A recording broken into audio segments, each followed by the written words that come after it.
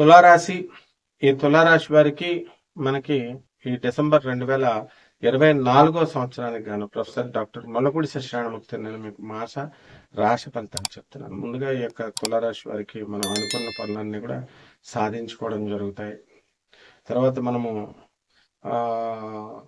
ఏదైతే మనము అప్పులు తీసుకున్నామో ఆ అప్పులన్నీ కూడా తిరిగి ఇచ్చివేయాలి అని మీరు కృషి చేస్తూ ఉంటారు. లేకపోతే మీకు ఇవ్వాల్సినటువంటి అప్పుల వల్ల కూడా కొద్దిగా వాళ్ళు మీకు ఇవ్వడం అనేటటువంటివి జరుగుతాయి. మరి మీ ఇళ్లలో ఖరీదైనటువంటి వస్తువులు, ఫ్రిడ్జ్లని, రెఫ్రిజిరేటర్లని, ఇలాంటివన్నీ కూడా మీరు కొనడం అనేటటువంటివి జరుగుతాయి. ఈ తులారాశి వారి లేడీస్ ఎవరైతే ఉన్నారో అటువంటి వాళ్ళు మరి వాళ్ళకి చక్కగా ఈ బంగారము ఇవన్నీ కూడా కొనుగోలు చేయడం అనేటటువంటివి జరుగుతాయి. పెళ్ళిళ్ళు కుదరినటువంటి వాళ్ళకి వివాహాలు అవడానికి అవకాశాలు ఉంటాయి. అలాగే మనకి కొత్త ఉద్యోగాలకు అప్లై చేసేటటువంటి వాళ్ళు ఉంటారు. అటువంటి వాళ్ళందరికీ కూడా అనుకూలంగా వీళ్ళకి ఉద్యోగాలు రావడం అనేటటువంటివి జరుగుతాయి. వీళ్ళు సాఫ్ట్వేర్ రంగంలో ముందుకు దూసుకెళ్ళిపోవడానికి అవకాశాలు ఉంటాయి. అలాగే వర్క్ స్ట్రెస్ అనేటటువంటిది, వర్క్ ప్రాబ్లం అనేటటువంటిది చాలా అధికంగా ఉండడం అనేటటువంటిది ఈ రాశి వాళ్ళకి జరుగుతుంది. ఈ యొక్క తులారాశి వారు మరి రైతులు మనం తీసుకున్నప్పుడు అద్భుతమైనటువంటి పంటలు పండిస్తారు.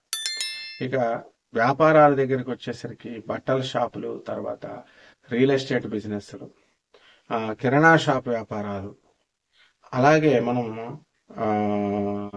ఈ హాస్టల్స్ ఇవన్నీ కూడా పెట్టడం అనేటటువంటివి జరుగుతాయి.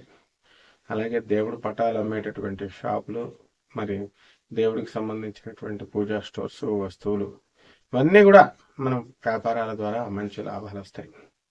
అలాగే కమర్షియల్ ట్యాక్స్, ఇన్కమ్ ట్యాక్స్ డిపార్ట్మెంట్లో పనిచేస్తున్నటువంటి వాళ్ళంతా కూడా మీకు చక్కగా ప్రమోషన్స్ అనేటటువంటివి రావడానికి అవకాశాలు ఉన్నాయి.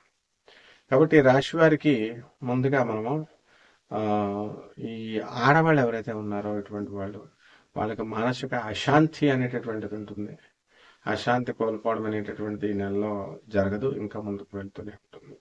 అలాగే ఈ తులారాశి వారికి మనము పరిహారాలు ఏం చేసుకోవాలంటే, అష్టమ గురుగ్రహ ప్రభావం కాబట్టి మనము ఈ యొక్క గురు జపం చేసుకోవాలా, గురు స్తోత్రాలు చదువుకోవాలా. గురువుకి కిలోంపావు శనగల్ని పసుపు రంగు వస్త్రాన్ని ఇచ్చి పేద బ్రాహ్మడికి మనం దానం చేసుకోవాలి. అలాగే దశమహావిద్యల్లో ఒకటైనటువంటి తారా అమ్మవారి యొక్క హోమాన్ని మీ ఇళ్లలో జరిపించుకోవాలా. అలాగే చక్కగా మనకి ఈ యొక్క గురుగ్రహం ఓం బృహస్పతియే నమః అనేటటువంటి మంత్రాన్ని మీరు పారాయణ చేసుకోవడం ద్వారా అద్భుతమైనటువంటి ఫలితాలు మీకు కలుగుతాయి. శుభమస్తు.